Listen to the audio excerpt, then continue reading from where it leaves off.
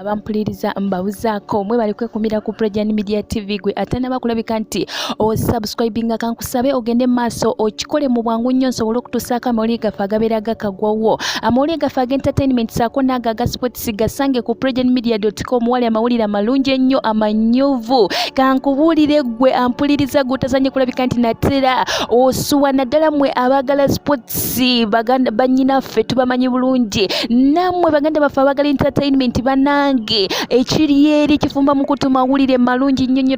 tosanye nakulabika nti natera ogasubwa yate omukulu Fred Lumbuye Kajjube nga we mumanyi wakola bulijjo yavudde ku social media platforms n'ategeeza nti ensonga enkulu ey'abano abatezi ba bomu mu ggwanga lyonna ekifo ekikulu kye basinga okulabika nti baagala nnyo okulabika nti batega zino bomu byebifo ebyo ebirimu ebintu ebingi oba ebirimu abantu abangi so si ezo streets ezitalimu bantu era genze maaso nategeeza ndowooza mmwe aba ISO ne CMI ndowooza mukitegeera oba mukiwulidde kyenyogerako oba kyentegeeza nti mukiwulire bulungi nti ebitundu ebifo abantu bano basinga okulabika nti baagala nnyo okulabika nti batega bomu zino byebifo ebyo ebirimu abantu ebirimu ebintu nga bingi nnyo kyovulaba nti ekibuga kyaffe Kampala kirimu ebintu bingi n'abantu bangi nga we kiri nti ye capital city musonyimu katono kwesaamu oluzungu olutonotono naye ekyo ekibuga ekikulu ennyo buli omu buli kimu kumpi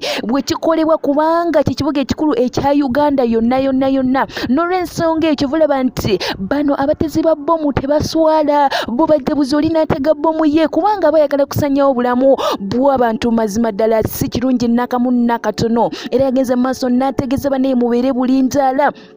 abantu bano naddala mu abakolera mu bitundu ebirimu abantu abangi ennyo banaye mwegendereze naddala mwe abatambula ogenda mu bibuga abatambula ogenda mu ebyo ebifoofoofe ebingi ebirimu abantu abangi yabagambye banaye mwegendereze nga mutambula tomala galabika nti ogenda bugenzi nga tolina kyogenda kukola n'olw'ensonga eyo avuddeyo n'abalabula n'abagamba bannange streets ezo ezitaliimu bantu bane ezo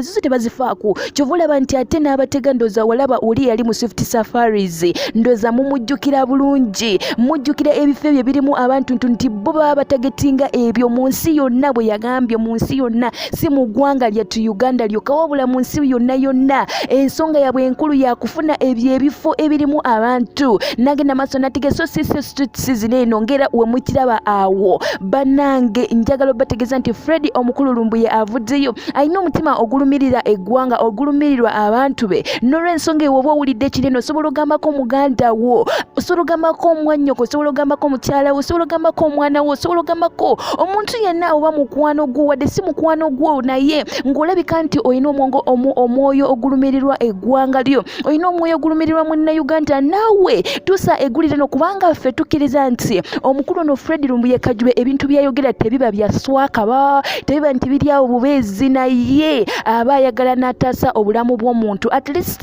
abalala ne baba baganye ne waliwo ababa bawuliriza ne basobola okulabika nti bakuuma obulamu bwabwe kubanga nabakugamba juzi ne kugamba nti obulamu kya bugagga nnyo tosanye kulabika nti obulamu obuzannyiramu muganda wange tosanye kulabika nti obulamu obuzannyiramu mwannyinaze bannaye kuuma obulamu bwo kubanga ffe wano ku Prejani Media TV tukutuusako buli kimu